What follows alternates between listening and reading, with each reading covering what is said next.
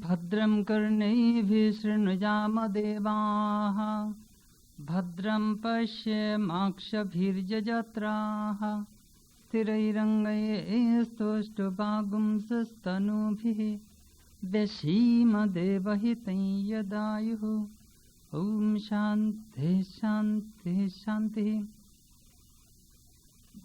May we hear with our ears what is auspicious. May we see with our eyes what is auspicious. Tranquil in body and mind, may we spend our lifetime for God realization and for doing good to humanity.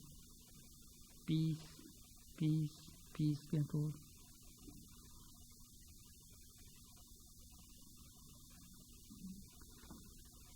Friends, I am extremely happy to introduce to you Swami Adiswarananda Ji Maharaj, head of the Ramakrishna Vivekananda Center, New York.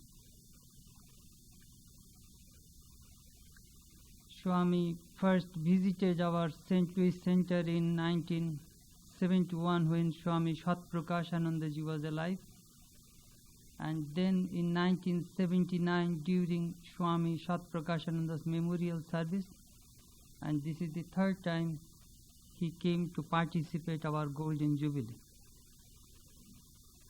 The Swami was an educationist and a very good writer and a very successful editor of the Prabuddha Bharata magazine, which is published monthly from Mayavati, which was started by Swami Vivekananda in 1896. He came to this country in 1968 as an assistant of Swami Nikhilananda, and after the Swami's passing away in 1973, Swami took the responsibility of that center. Swami is a wonderful speaker and a very respectable monk of our Ramakrishna order. We sometimes do not eulogize too much our monks, but he is a very wonderful person. And this morning he will speak Vedanta, the way of life, and in the evening at 8 p.m. he will speak living in the world of reality. We wanted him to stay a few days more, but he has a very tight schedule. Tomorrow morning he will go to Kansas City and he will speak in the evening there. Then Tuesday he will return to New York. Of course he is driving with other monks. So I am very happy. He generally does not go too much out, so we are very fortunate that he is here. And he will speak on Vedanta, the way of life. Swami Adiswarananda.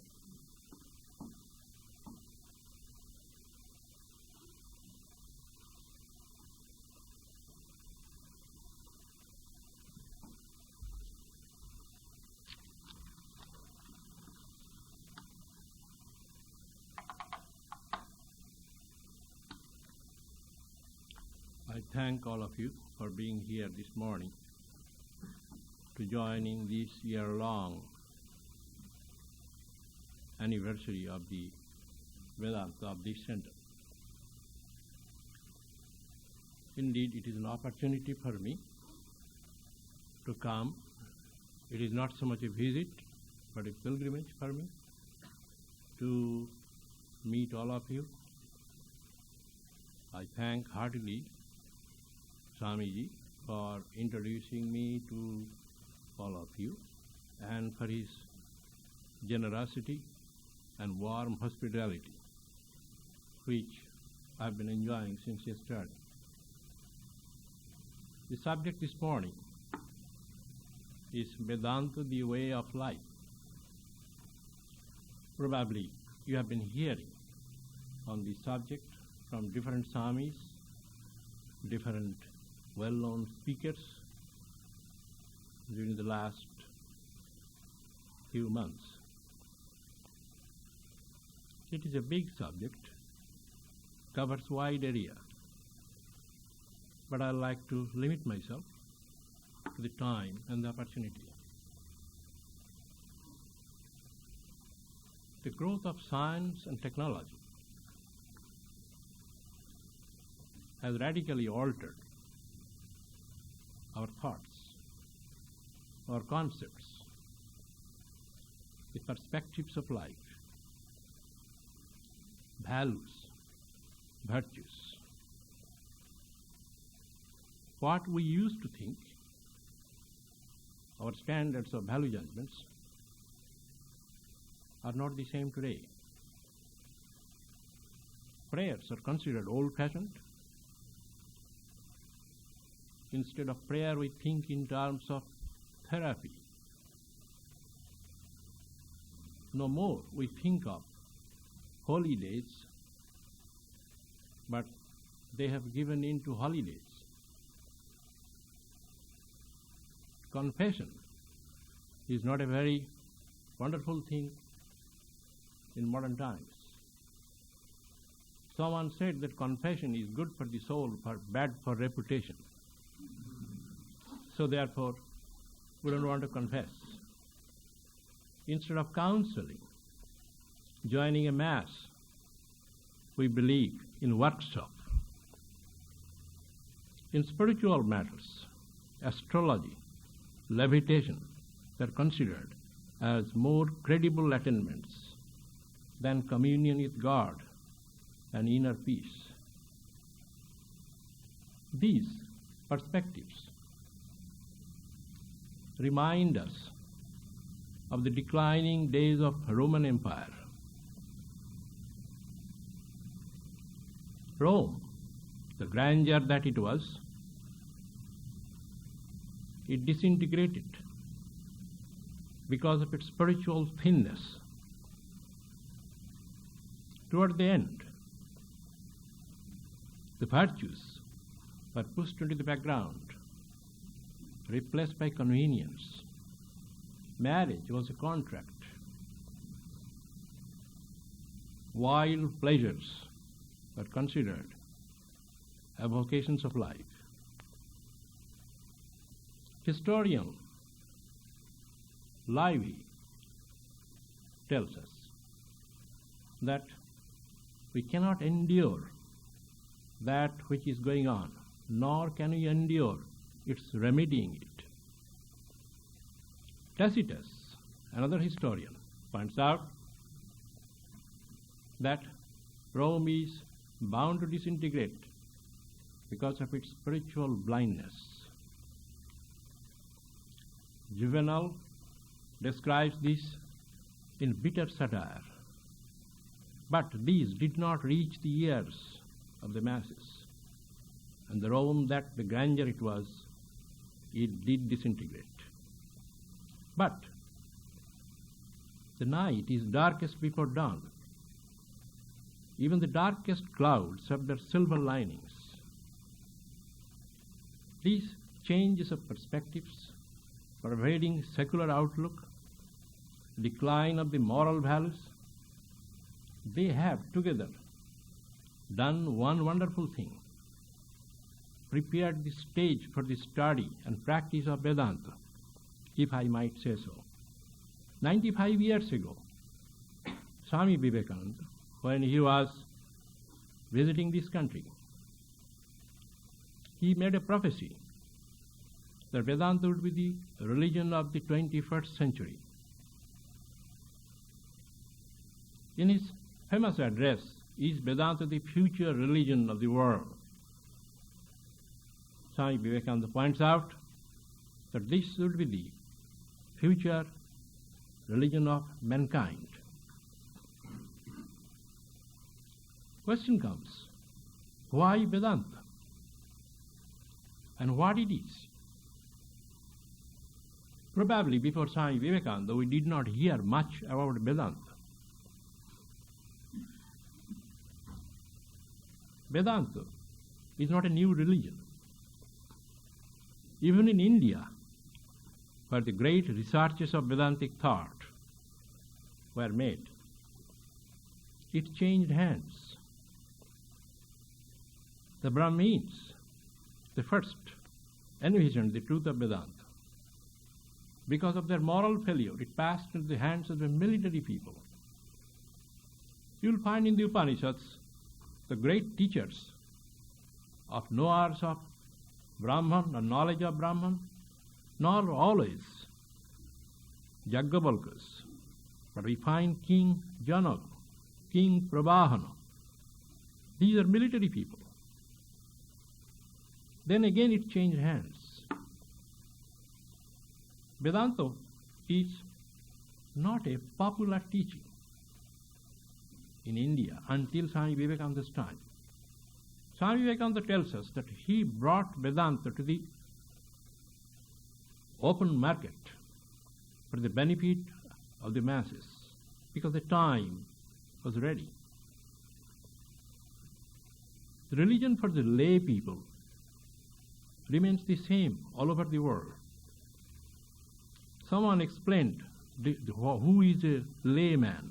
Layman is who remains lying on Sundays on bed instead of attending the church. He is a layman. Lay people are satisfied.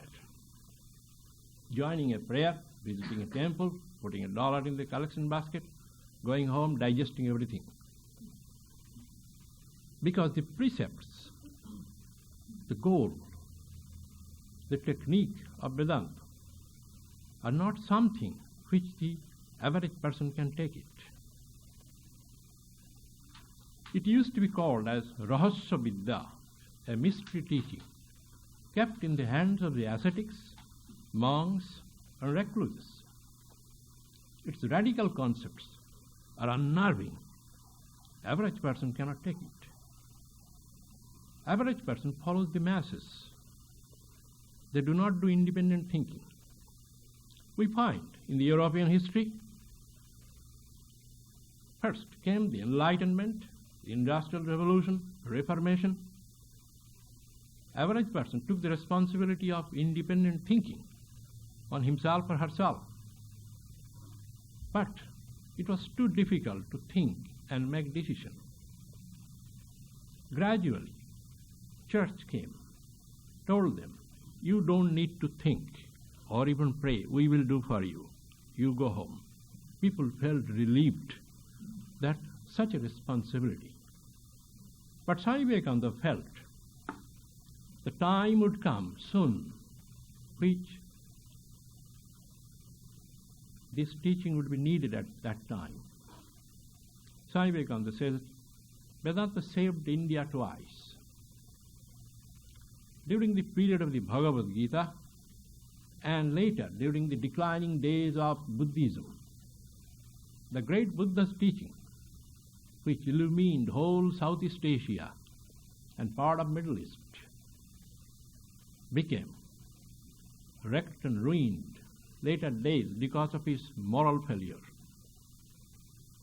No teacher did that much good to India as Buddha did, and no teaching did that much harm to India as Buddhistic teachings did.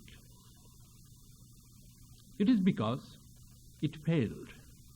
It opened the gates of monastery to one and all, irrespective of their ability and capability.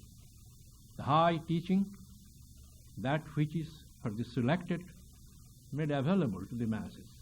As a result, its standard fell down. But Swami Vivekananda points out, but because of the science and scientific thinking, Vedanta would be easier to understand and practice. Vedanta is scientific. We call anything scientific which can be repeated. Repeatability is one of the main characteristics of any scientific teaching. That which proved to be true 2000 years ago will be again proved to be true, provided we are able to fulfill the experiments. That is called science.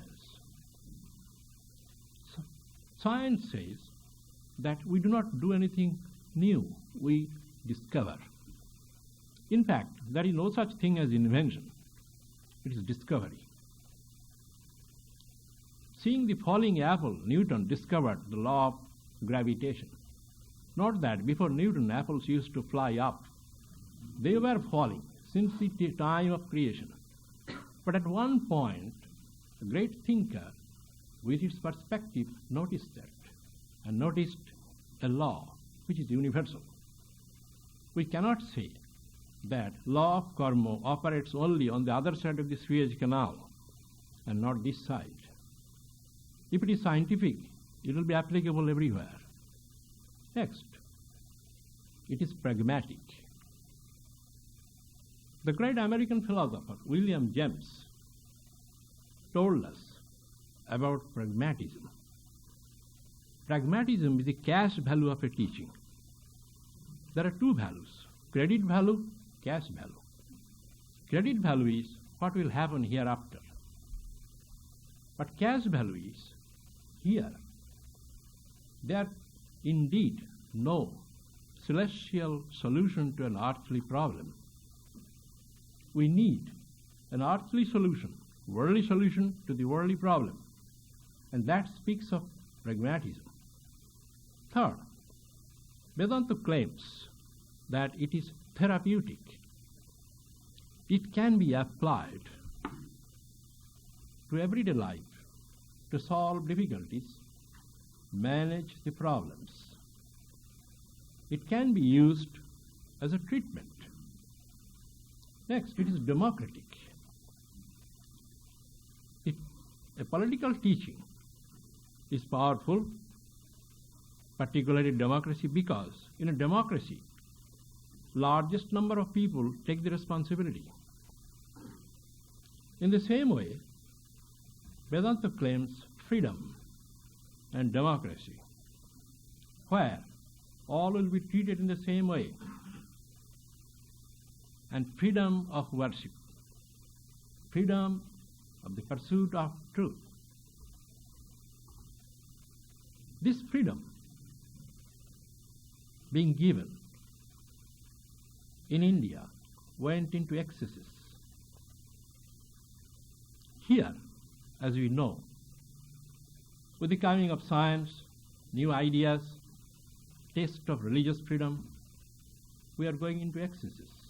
It is quite natural. In the Western societies, there was no religious freedom. There was social freedom, but no religious freedom. In India, there are hundreds of social taboos, but about religious matters, each one is free to choose. There is no official doctrine. There is no official temple. There is no particular denomination where you need to belong. Let us see in the Western societies, particularly in the Christian societies, if you happen to be Catholic, if you want to be a saint, first you have to perform 5 miracles. Then you have to die. Then you must be fortunate enough to have somebody in heaven to sponsor your case in Vatican. Then you must survive the devil's advocate. Then you are canonized on a tentative basis. If later it is proved that your miracles are not enough, you will be demoted. It is a lot of hard things are there. But go to India. In my time, in my school days and college days, right in Calcutta, I used to see and hear 7 incarnations of God, not just one. Anybody comes from the high Himalayas, he says that he knows God, talks with God, communes with God. Freedom has its limits and its excesses. Next, it is psychological. You may not believe in the Vedas, you may not believe in the scriptures, but Vedanta says that you have to accept the teachings purely on psychological ground. A teaching, if it is universal, must be acceptable from rational point of view, psychological point of view. Lastly, it is universal. It transcends all time, space, causation limitations. Strictly speaking, we cannot call Vedanta a religion, not even a philosophy, not even a theology. It is an experience. It has value when it is lived. It has no value when it is only thought of, meditated upon, purely on theoretical basis. It is a drag, it is a burden. But it has value. Like a road, it has value when you walk on. It has value like a cookbook if you want to cook. It considers scriptures as nothing better than road maps and cookbooks. A person who is an expert cook, he does not need to consult cookbook. A person who is averse to cooking also, he does not need. But in between, this is necessary. Temples, creeds, books, and so forth. Vedanta says that from absolute point of view, there is no problem, there is no need for solution. The great Gaudapada, the great teacher of the Mandukya Karika, he says that from absolute point of view, there is no problem. There is no need of solution. But if you think you have a problem, and this is what we do, then my teaching is also a thought. You can overcome a thought only with a thought. You can overcome a dream, bad dream, with a good dream. In this sense, Vedanta says that all these books, scriptures, temples, they are mere thoughts to counter other thoughts. Let us see the areas of the basic principles of each religious system. Nature of the ultimate comes first. Commonly, it is God. But what is the nature of God? Is God a person or a personality? Pure spirit? Is Father in heaven or Mother in heaven? If I say is Father in heaven, then I have to think who was the grandfather and grandmother and the whole family tree, and we will be in trouble. If we say it is pure spirit, then it is considered callous, indifferent to the human concern, far beyond the reach of human understanding. Then how do we call? What is the abode of God? Where does he live? We always say, heaven save us. Where is the heaven? Up or below?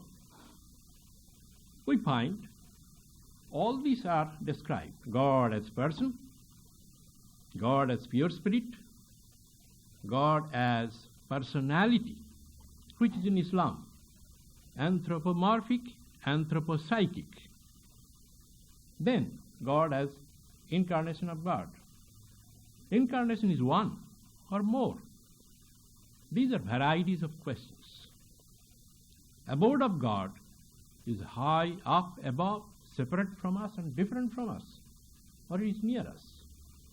To tell you a little story, little Johnny came back from the school. Came home. At home, they read the sacred books. Next day when he came, the teacher asked, question was, what is the abode of God? Where does God live? Little Johnny said that God lives in our bathroom. Teacher said, bathroom? He said, yeah, last night my dad was tapping at the door of the bathroom but telling, my God, you are still there.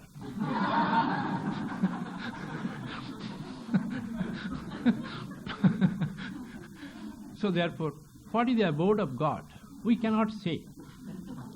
We cannot say God is all-pervading. We cannot say God is in this temple.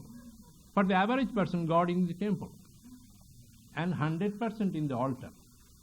As you go away from the altar, following the law of diminishing return, God's presence also gradually gets diminished. Are these true? Vedanta says all of them are true, but not at the same time. Different ideas of God as a person, personality, they are but concepts. what we think of God, not God, what is God to himself or herself. These are different pictures taken of the sun from different distances. In the beginning, God is far away. We talk loud, chant prayer. Because we think if we silently pray, God may not hear. He may have ear problem. That also so forth. Then gradually, as we begin to feel God is nearer, then our language changes, relationship with God changes, and we become silent. As Ramakrishna says that in the beginning we have formal prayer. Then formal prayer ends into the concentrated prayer. Gayatri, a concentrated prayer of the Vedas. Then Gayatri to one particular note, Om.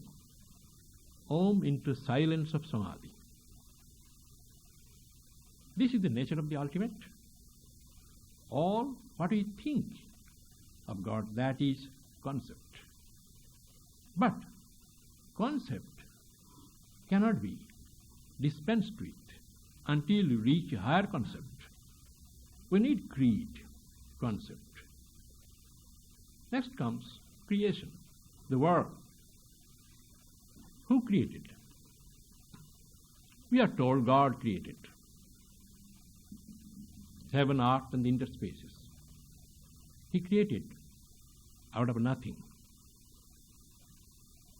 But how? Out of nothing, it has become something to us. Can something come out of nothing? Vedanta says yes and no. If it is something, it is to you, not to God. Frankly speaking, between Vedanta and the Christian theology, there is no fundamental difference, at least to me. Vedanta says it is nothing.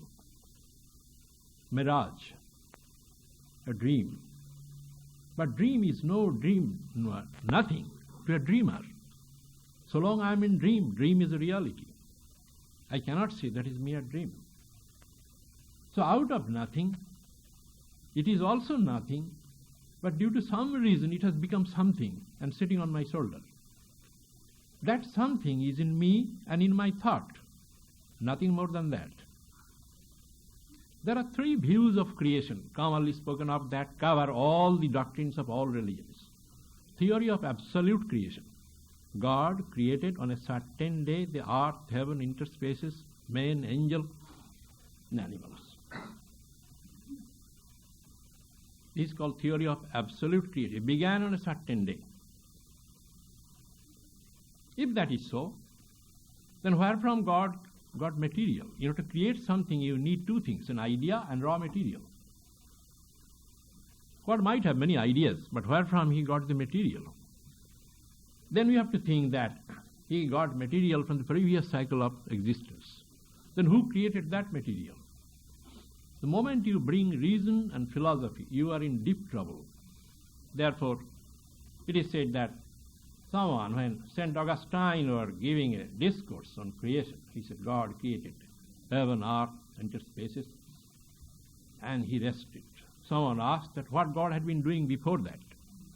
He said he was creating hell for the over-curious. That is, you cannot question.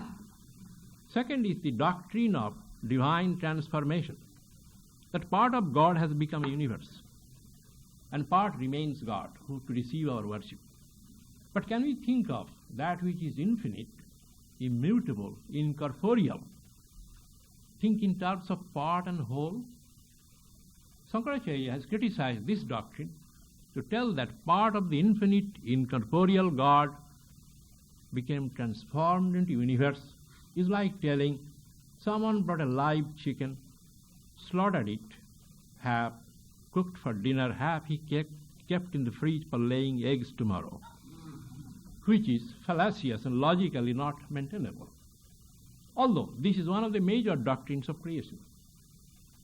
Third is, non-dualistic Vedanta upholds the doctrine of illusory superimposition, that it is all God. But I am seeing the world, and that world is in the mind. So my life, my perspective, my perceptions, they are not what they can perceive the things as they are, but I perceive them in a way I like. Average human being, he uses three kinds of light: spiritual light, emotional light, and ordinary physical light. The more advanced you begin to see in emotional light, further advanced spiritual light, which is the true light. So illusory superimposition, that it is a mirage, it is a cobra on a piece of rope in darkness. But how come that a dream cobra can bite and I die, which is a real death? How? We find dream water I use for cleansing my clothes. To that it is argued that so long in dream is a reality. Ultimately nothing but God. But God appears as this world is an appearance. The point of good and evil, which is a common difficulty and points of understanding, are they too different? Vedanta says no. They are value judgments of the individual mind because of their previous programming. That which is good for me is not good for you. That which is good for one day, it may not be good for another day. So therefore good and evil, they are concepts.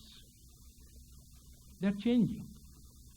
There is no absolute good and evil. To overcome good and evil, I must overcome both. There cannot be evil without good, and there cannot be good without evil. Both coexist, both go together. They are due to the polarization of the individual mind. You will find a common experience when you go to meditate and concentrate. The moment you are summoning your will to concentrate, you will feel the steepest resistance of your mind. Why?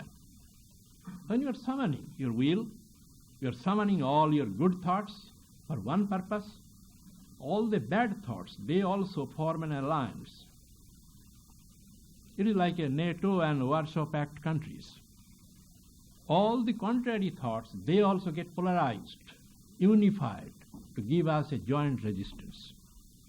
Immediately, when you give up the attempt, you don't feel that resistance. This is called polarization. How to overcome?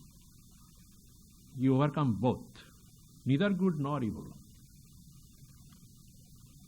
In olden days, in New York area, when there used to be a train system, you could open the train windows. One day in a train from New York to Philadelphia, train was moving in one seat. The middle of the aisle, on two side seats, in each seat two could see. Two ladies were sitting. Elderly. Windows. It was winter day. The windows were closed. The two ladies, one had heart problem. The other was susceptible to cold and developed pneumonia. One wanted to open the window. The other wanted to close it. Gradually, the discussion turned into an argument into a quarrel into a brawl. Conductor guard came. One said, if you don't open the window, I'll have a heart attack. The other said, if you open the window, I'll get pneumonia and die. Conductor guard was speechless. What to do? Finally, several people gathered. So one of the conductor asked one of the passengers, well, sir, what do you suggest? He said, I have a solution. You open the window, kill one. Close the window, kill the other. That is the only solution. That is the only solution you can have. So therefore, good and evil, they have to be overcome by going beyond them, beyond both. salvation, Vedanta says, is not going to some place or some palace. It is liberation, freedom of the spirit. It has to be attained here. What happens hereafter depends upon what happens here. So therefore, we cannot think of hereafter leaving the question of here to the future. So therefore, I must attain that before I die. What Ogden has said is very true, that you will get pie in the sky when you die is a lie. If that is true, it must be tested here. This is salvation. The way? What is the way then? Vedanta says scriptures vary. Prophets are not unanimous. Theologies are intricate. Reason goes in a circle. Dharmasya tattang nihita guhayam. That which is the secret, the key, remains embedded in the inner recess of your heart. Nobody can open that door unless you open. It says directly perceived, direct realization, the very soul of Vedanta. That you must perceive directly. This brings us to the another question. What is direct and what is indirect? There are three things of perception: faith, reason, direct perception. Faith is believing in something. Vedanta says, you may believe in Vedas, Bible, Quran, but that is in the believing in the belief of another person. That is not your belief. You cannot whole life go on thinking and telling, Bible says, Vedas say. What do you say? It is a belief. Belief does not give us the substance. Belief is belief. Then comes reason. Well, reason begins with doubt, kept sustained by doubt. It also ends in doubt. It has more faith in doubt than in faith. It is said, someone in a journal beautifully, that I had a friend whose name was Guesser, who used to guess. His knowledge began to grow lesser and lesser. At last it became so small, he knew nothing at all, and he became a college professor. This is the role of the philosophy. A philosopher is by and large a doubter. You'll never find a man of pure reason he is happy. He is always in deep difficulty. So therefore philosophy cannot rescue us. To tell you another little story. In a bus on a winter day, a professor was taking a ride of about 5-6 hours. When he sat, he saw by his side there was another passenger, an old farmer, a country folk. The professor began conversation, made friends. He said, let us pass the time by exchanging riddles. And I'll tell a riddle, you answer. And you will tell a riddle, I will answer. If I fail to answer, I owe you $1. But since when you fail, you owe me 50 cents.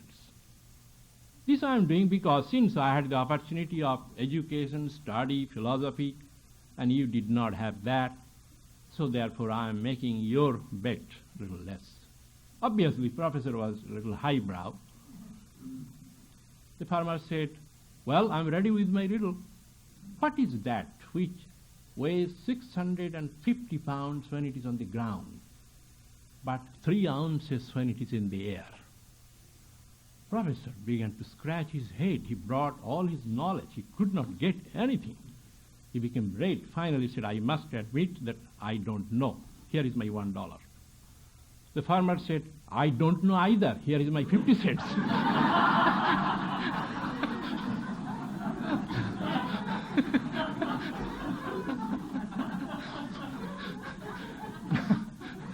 So therefore, this is the reason. So the way is material solution, it does not help. Materialist tells us, well, don't think of philosophy, reason, hereafter. Eat, drink, make merry. Make hay while the sun shines. But we soon discover, materialists, that even though sun shines, it is not easy to make hay. Another story, if I may add to you. There was an old farmer in a country home. He had a son. The farmer used to make hay. That was his main business. The son grew up. He wanted to be a city slicker. He wanted to come to the city, get a job, make money, perhaps in the Wall Street area, which is an easy way of making money. He was not satisfied with hundreds, but he was thinking in terms of millions and billions. So he moved to the city. He had a dream. He tried here and there, this business, that contact. Whatever money he brought, he spent up. Finally, there was nothing. He ended up in the Grand Central as a shoe shine boy. He used to shine shoes of people. The moral of this story, the old farmer continues to make hay while the sun shines. So this is the condition of the materialists. So the way comes experience. An experience can be spooky, can be a dream. Experience, when not backed by reason, is a suspect. It can be the result of autosuggestion, false perception. So therefore, in faith, reason, and experience, each one taken independently cannot lead us anywhere. Vedanta says, combine the three. That which is belief, scrutinize it through reason. The reason can tell you what is not true. It cannot tell you what is true. Its role is negative. That which has been taken from the sacred text, scrutinized by reason, and also felt as an experience, we can be pretty sure about it. The great Buddha said, the ideal man is cool head and the warm heart. Head and the heart, when they combine, they give us the decision. And the two are inversely related, you will find. When the heart starts getting cold, head also starts getting hot. That is also true.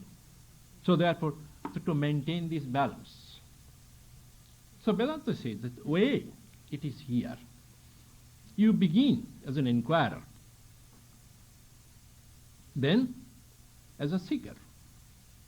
Your desire to know the truth becomes active. A seeker then gradually enters the arena of knower. Then he becomes a seer.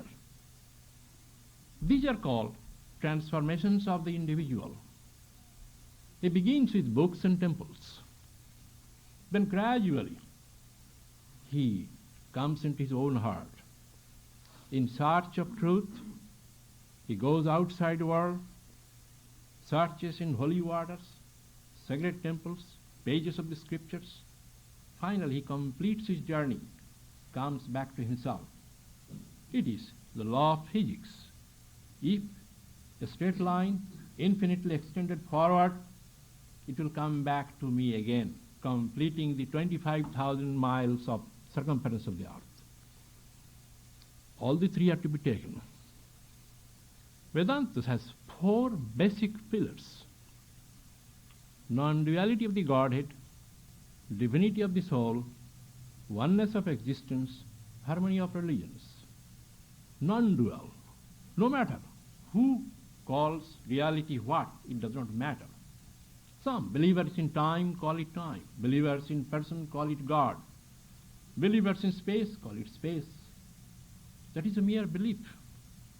What it is, you cannot describe. That is an indescribable experience. That which began as a brain-dictated doctrine must be felt as an experience. What is the proof of experience? Transformation. That is the surest proof. Not spiritual visions, not miracles, occult powers, but transformation. A tree is to be known by its fruit. This transformation does not come simply by believing. There is a difference always, what I believe and what I really believe. That distinction is there. So therefore, in order to be transformed, I must be transformed into that very truth. I must be transformed into God and godliness. For that, it requires spiritual practices and disciplines. Vedanta does not deny sudden conversion, which is a major concept of Christianity. But that is not for all. That which appears as sudden, it was really not sudden. So therefore, it must be transformed through changing our thought, changing our habit, memories. Each day, when you sit down to meditate, pray, you acquire memories. Each successive time you do, you reinforce the previous spiritual memories. Then at the time of departure, all the memories, they join together into a mass, which the Upanishads call the raft of Brahman. Sitting on the raft of Brahman, the Supreme Spirit, a mortal person crosses this ocean of birth and death. This is the memory, which rises above. A story. There was a southern lawyer, successful. Southern means here, southern United States. And he had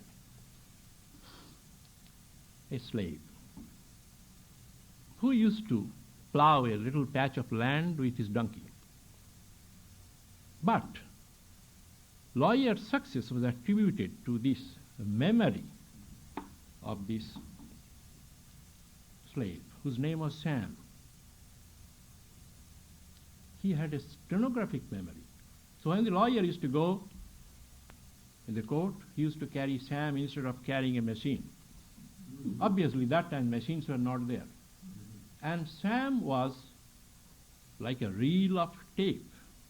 Every conversation for hours, he would exactly reproduce. He became a legend. One day, the lawyer was in his study. Devil entered. What do you want? Demanded the lawyer. Devil said, Sam's time has come. He has to go. Lawyer said, listen, come on. You are a sporting man. Let's make a deal. I need Sam badly for my legal practice. If you can prove that he is failing in his memory, then you are free to take him. Or if you can fool him that his memory has lapsed, I have no objection. But if not, you can take him now. Devil agreed to this proposal. So, after some time, he came outside. Sam was plowing. And he asked, do you like eggs? Sam said, yeah. Devil vanished. Meanwhile, civil war came. Sam fought on behalf of his master. Then he was captured by the northerners. He was forced to fight on behalf of the north. He got wounds. Finally, the emancipation came. Peace came. Sam got back to his master. This time, master made him free and gave him the piece of land he used to plow on his behalf. Now, the land belongs to Sam. So he got back to his old profession of plowing the land. Several years lapsed. Devil thought, now he will try. He came. One day, Sam was plowing. He said, Sam, how? Sam said, pride. He did not forget. He asked, do you like eggs? This time he asked, how? He said, fried. Devil vanished, living in peace. That is the memory. When you, each day, that memory stands above everything. Second is the oneness of existence. Second pillar of Vedanta. Basis of ethics. I should do good to others because others and me are not different. That is the basis of ethics and morality. But ethics and morality, unless they lead to direct perception of God, that's a drag. A moral man is a troubled man whose morality is the only goal. In India, there was an incident. A Brahmo leader, his name was Heramba Maitra. Even now a great college bears his name in Calcutta. A moralist, but not so much for direct perception of truth. He was a big, hefty man. He was coming to his college.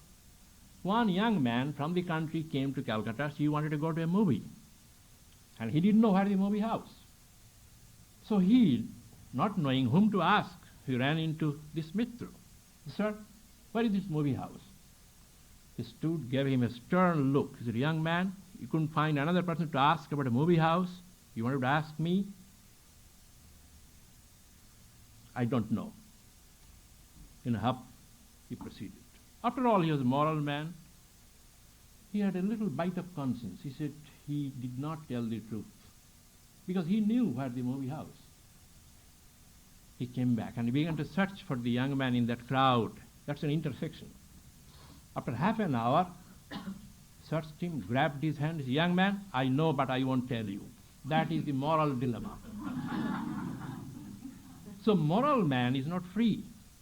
So morality, ethics, if they do not lead to the ultimate direct perception of God, that burden as reason and philosophy. The third is the divinity of the soul. We do not become divine and pure by doing prayer and chanting. We only gain faith in our inner purity. The difference between a saint and a sinner is the conviction he has on its sin or virtue.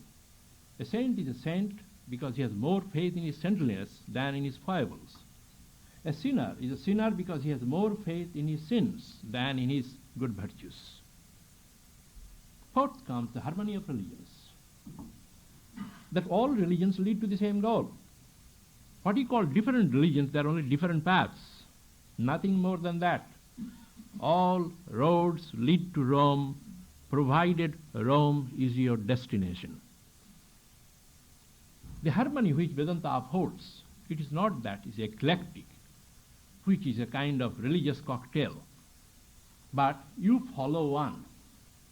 It is based on orthodoxy. You cannot be liberal unless you were orthodox before. You cannot be charitable unless you have made money before. So therefore, it is not that you make a hodgepodge, a salad of everything. That has no root. So therefore, these are the four. It speaks of four values. Moral perfection, fulfillment of legitimate desire, worldly prosperity, spiritual freedom. The four basic values. Moral perfection is necessary to give us strength. Worldly prosperity gives us confidence that I am somebody and I can do something. Fulfillment of legitimate desires gives us a scope to participate in the society, feel for others. We are a part of the larger creation. But all the three, they must lead to the fourth, which is liberation, freedom of the spirit, communion with God, or whatever you may call it. Four values. Keeping with the four values, there are four stages of life spoken of. First, a student, he must master the sacred and secular education. Then he enters into family life. Then when he reaches 50, hair starts getting grey, skin wrinkle, he should slowly withdraw, leaving the humdrum to the hand of the juniors and getting ready for the next trip. Finally comes sannyas, which is a freedom, an expansion. The four stages, they tell us, and the four values, that life is a journey to move on to greater and greater freedom. This is good, but this is not enough. And this freedom does not come simply believing. Layer after layer of misconceptions and wrong ideas must be cleared. This is not just simply I read and say and it happens, or I kind of sign a pledge or a form. If you happen to be a Vedantist, these are the few tips. Be goal-oriented. As a way of life, be goal-oriented. We need a goal. But tragedy is we have weekly goal, monthly goal, financial goal, educational goal, but there is no one goal, umbrella goal, to hold the other goals. Often our financial goal is in contradiction with our vacation goal. So have a common goal. That goal is God realization. Choose any path. If you like, follow the path of Christ, follow the path of Buddha, follow the path of any other. But keep one path. Unless you follow one path, you will never reach the goal. Follow one teacher, Vedanta says.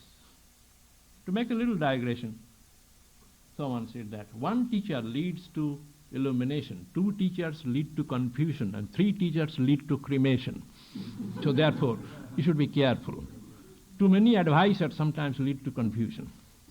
Be goal-oriented. Be realistic. To be over-optimistic, it's childish. To be over-pessimistic is sickness. Middle path is a wise and mature way. Being realistic means you depend upon yourself. Vedanta says help comes from you. A man was hiking alone with backpack, got a load of weight on his back. While walking, he slipped and he began to roll down. It was from 5,000 feet up in the mountain, rolling down. Somehow he grasped a stump of a dead tree and hanging. He was an atheist, or at the most you can call healthy agnostic. He never prayed, but at this dire moment he looked toward the heaven. He said, "Is there anyone to help me?" Pause. A voice came, "My son, let thy hold go. I will bear you up." There was a long pause. The man looked up. "Is there anyone else?" Obviously he was not depending upon that you hold that. So therefore it says be realistic. So therefore don't be either pessimistic or optimistic. An optimist is a man, when he goes for fishing, he carries with him a frying pan. He is an optimist. But pessimist, he knows that it is a burden. Next, develop your immunity as a way of life. We are aware of the immunity against diseases. But what about the immunity against sorrow, death, unpredictability, upheaval, bereavement? A human individual needs more mental immunity than physical immunity, because a human individual uses mental strength. There are three kinds of strength. Physical strength, called bahubalam, mental strength, buddhibalam, and soul strength, dharmabalam. Animals use physical strength. Human beings, they use mental strength more. And prophets and saints use soul strength. Since I must use mental strength, how do I immune myself? What is my guarantee? Guarantee, Swami Vivekananda says, you feel sorrow, suffering. In these there are two It's a matching grant. You contribute 50%, external nature contributes 50%. You have no control over the external nature. You cannot make the world perfect. If the world is perfect, there will be no world. What you can do, you can stop your contribution of 50%. Means you don't make yourself weak. Bacteria are there in the room all the time. When I become weak, I catch a disease. This is the best thing I can do. That instead of waiting for a perfect world, I can make myself strong. How do I develop this immunity?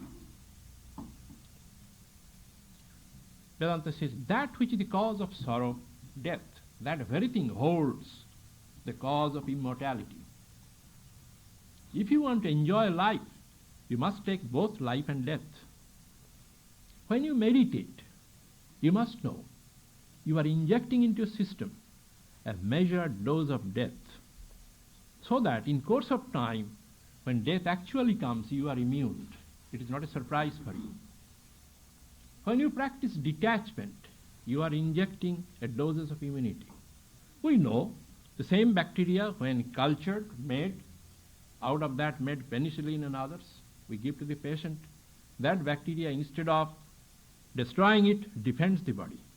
In the same application, Vedanta says applies here. Develop your immunity. Next, always know even this shall pass. Keep this in mind. Nothing is permanent.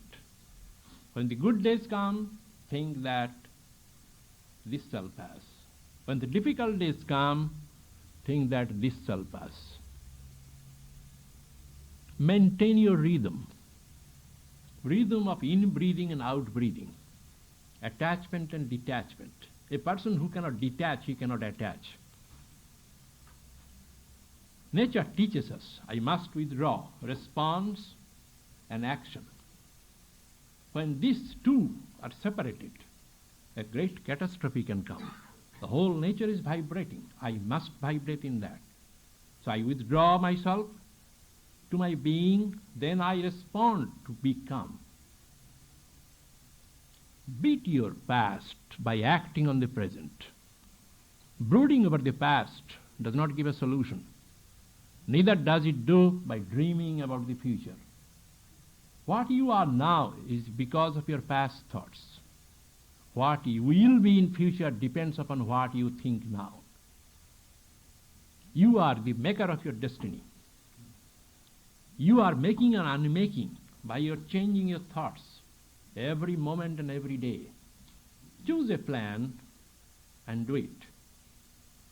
It is possible. It is attainable. Vedanta consoles us, tells us that man is the maker of his destiny. He is the most real thing. Let the search begin from him or her. End of suffering and sorrow. He must solve by himself. It speaks of immortality.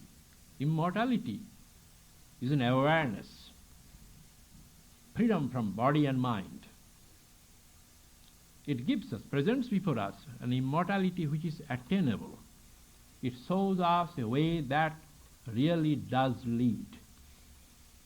It assures us that we cannot give you a perfect world, but we can make you individually as perfect. It consoles us that saints had their past, sinners have their future. Vedanta is not materialistic. It is not a believer in false transcendence. The materialist gives in. The transcendentalist gives up. It does not fight. It does not quit. It does not give in. It does not give up. It faces by knowing it. Anything which you know, you have control over it. Anything which you do not know, that thing has control over you. It believes in man, human destiny. It maintains that the light that shines in every heart cannot forever remain buried beneath the debris of violence, brutality, false thinkings, make-believe, and other cheap things. This light is destined to triumph over the darknesses of future that pervades us, that stares us at our faces. Thank you. Masato ma satgamaya, tamaso ma jyotirgamaya, mritturma amritam gamaya, abhiravirma yedhi, rudra yatte dakshinam mukham, tenamam pahi nityam, om shanti shanti shanti. Lead us from the unreal to the real. Lead us from darkness to light. Lead us from death to immortality. Light us through and through, and guide us evermore with thy loving presence. Peace, peace, peace be unto all.